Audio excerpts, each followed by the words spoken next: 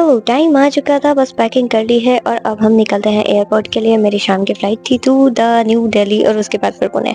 तो बस थोड़ी देर का इंतज़ार था, तो बस वहाँ जाने के बाद में कॉफ़ी ली और बैठ कर के स्केचिंग करने के लिए बैठ गए। हाँ जी, अकेले ट्रैवल करना इतना ही आसान होता है जैसे कि क्या ही बताऊँ मैं, छोड़ो जाने दो। हाँ, तो फिर हमने थोड़ी बहुत शॉपिंग करी। एयरपोर्ट पे ही मुझे बहुत सी प्यारी-प्यारी, इतनी प्यारी मूर्तियाँ दिख रही थी कि उसमें से मैंने गणेश लक्ष्मी जी की एक छोटी-सी मूर्ति ली, जो कि मैंने अपने कमरे में रख रखा है।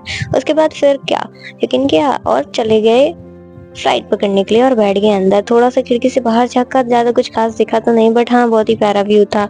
फिर उसके बाद हमने दिल्ली पहुँचे और स्टारबक्स पे अपना नाम लिखवाया। एज़ यूजुअल मैंडेटरी काम होता है, वो करवाना ही पड़ता है और टाइम पास करने के लिए कुछ था नहीं, तो बस टर्मिनल पे ही घूम रहे थे यहाँ से वहाँ। और ये मैं अब चल दी पुणे के लिए और ऑलमोस्ट वहाँ पहुँचने के बाद मैं ऑटो रिक्शा लिया और नज़ारों का इंतज़ार करते हुए बस चल दिए थे हम फ्लैट पे जहाँ रुके हुए थे। और उसके बाद 2000 years later.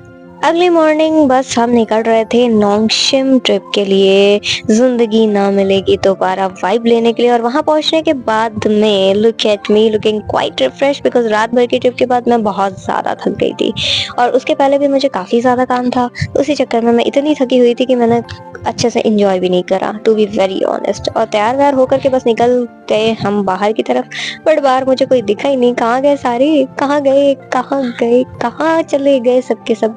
ओके, तो सभी रेडी होकर के ऑलमोस्ट जा चुके थे ऊपर वाले फ्लोर पर। मैं सबसे लास्ट में रेडी होकर के बाहर निकल रही थी क्योंकि मैं आधी नींद में भी थी। और बस फिर क्या, मीट दिस क्यूरी और फिर नज़ारों का मज़ा लेते हुए। इतने प्यारे लोग थे ना, लिटरली बता रही हूँ, मुझे आज तक उस जगह की वाइब नहीं भूलती है। Lonavala is such a beautiful place with beautiful people. और ये रैंडम मीट सभी से इतना अमेजिंग था ना कि मैं हमेशा नोंगशिम को इस चीज़ के लिए थैंक यू बोलूँगी। और उसके बाद हमने बस खाना-पीना खाया, फिर बहुत सारे गेम्स हुए और सेल्फीज़ हुई और एन्जॉयमेंट हुआ।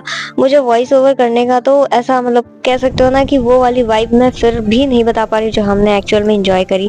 तो उसके बाद ये गेम्स हुए, गेम्स का मज़ा लो, एक बार देखो कि हमने क्या ही मज़े एन्जॉयमेंट किए थे वहाँ पे। I don't know her. What's your name, babe?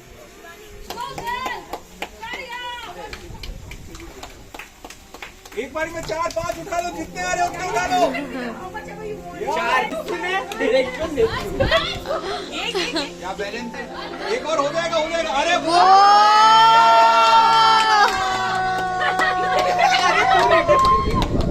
आधे रास्ते में हार मानते हुए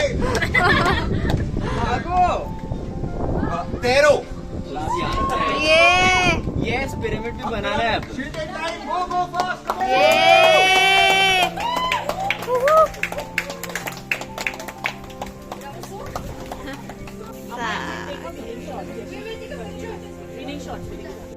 बातों ही बातों में बस थोड़ी देर बाद सभी गए थे वापस से तैयार व्यार होने के लिए। मैं हो गई तैयार और थोड़ा सा बाहर निकल गई नज़ारों का मज़ा लेने के लिए, क्योंकि मुझे नज़ारे बहुत ज़्यादा पसंद है, खास करके ऐसे माउंटेन्स वाले तो बहुत ज़्यादा।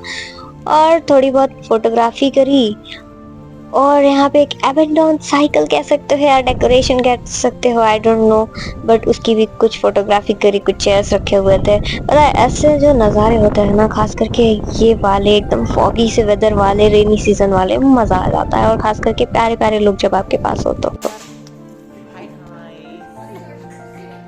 That's cute. Cute one.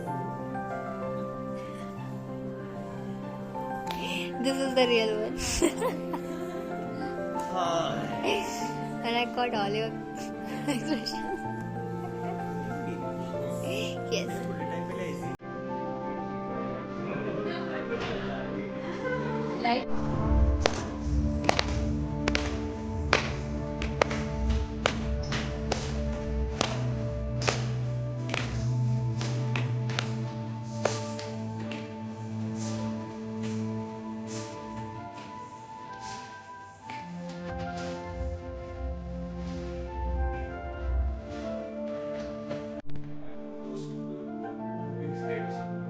If you're an independent artist, you should definitely reach out to me or people like me who are into the music industry.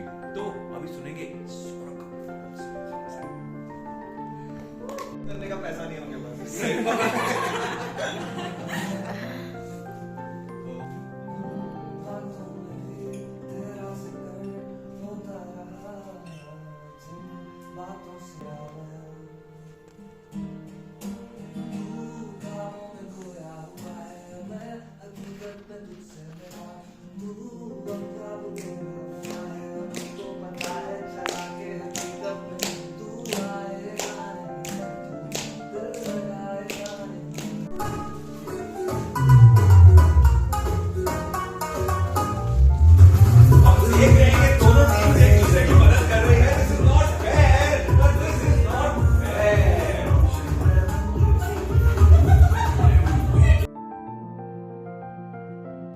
अब समय आ चुका था मुझे इस जगह को बाय बाय बोलने का और इतने प्यारे वेदर को भी बाय बाय बोलने का।